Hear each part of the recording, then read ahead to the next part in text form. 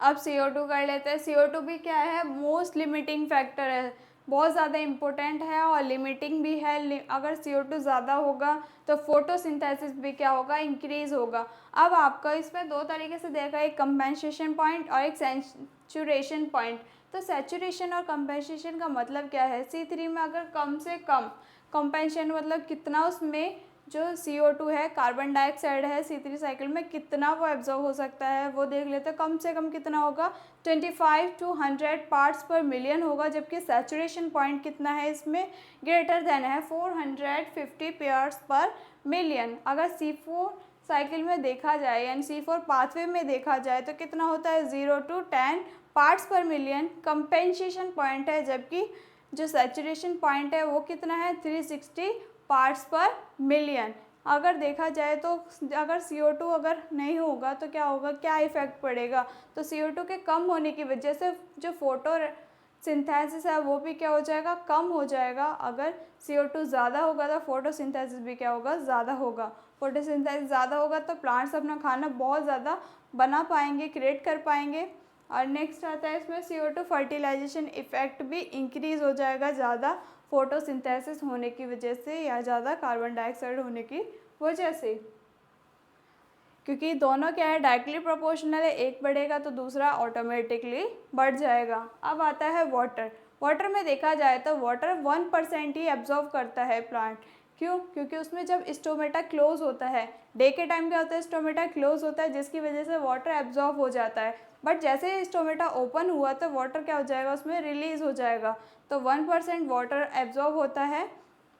इसके बाद indirectly stomata close या फिर लीफ के अकॉर्डिंग वो क्या करता है, वाटर को एब्जॉर्ब करता है। कितने परसेंट, 1% ही वाटर एब्जॉर्ब होता है। टेम्परेचर की अगर बात करी जाए तो ऑप्टिमाइज टेम्परेचर कितना होगा, तो वो होगा C3 साइकिल में 20 to 25 डिग्री सेल्सियस तक होगा। टेम्परेचर अगर घटता है यानी टेम्परेचर डिक्रीज़ होगा तो C2 साइकिल प्रेजेंट में होगा। और अगर टेम्परेचर इंक्रीज़ होता है तो क्या हो जाएगा, जो फोटोसिंथेसिस भी हो जाएगा वो क्या होगा, लो हो जाएगा। तो C4 साइकिल में अगर देखा जाए तो 30 डिग्री टू 40 डिग्री सेल्सियस तक टेम्परेचर इंक्रीज़ होता है।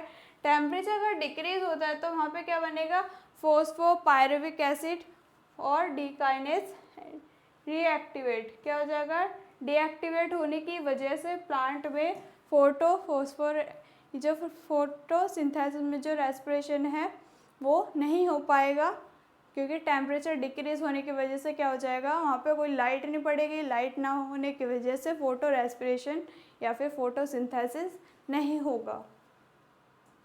नेक्स्ट आता है इसमें ऑक्सीजन। अब ऑक्सीजन की कितनी प्रेजेंस होती है देख लेते हैं। तो ऑक्सीजन जब बढ़ता है तो क्या बनेगा, फोटो रेस्पिरेशन भी इंक्रीज होगा और फोटोसिंथेसिस क्या हो जाएगा, कम हो जाएगा।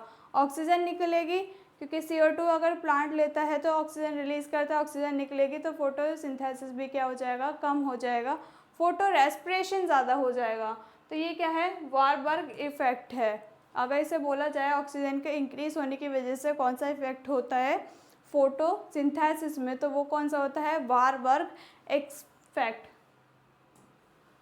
क्या हो जाएगा, वारबर्ग इफेक्ट। नेक्स्ट आती है अब हमारी क्विज कर लेते हैं। तो सबसे फर्स्ट वाली क्विज क्या है, एब्जॉर्प्शन स्पेक्ट्रम जो था ऑफ क्ला यानी कि chlorophyll A shows maximum absorption, किस में हुआ था मैक्सिमम, एक तो ग्रेटर जो सबसे ज़्यादा लाइट थी और एक कम लाइट, तो कौन सी थी, एक ब्लू थी और एक रेड थी। तो क्या हो जाएगा, ब्लू और रेड। ऑप्शन नंबर बी एकदम करेक्ट हो जाएगा। नेक्स्ट आता है एक्सेसरी फोटोसिंथेटिक पिगमेंट जो है वो कौन सा है ग्रीन प्लांट के अंदर, तो कौन सा हो जाएगा, क्लोरोफिल ए जो है वो प्राइमरी और एक्सेसरी कौन सा है, क्लोरोफिल बी। तो क्या हो जाएगा option, both A and B. तो ऑप्शन नंबर डी क्या हो जाएगा, एकदम करेक्ट हो जाएगा। आई होप आपको ये लेसन आपको बहुत अच्छे से क्लियर हुआ होगा।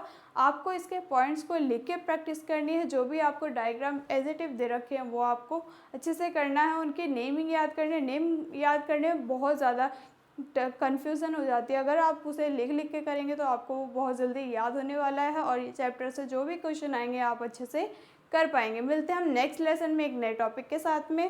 Thank you.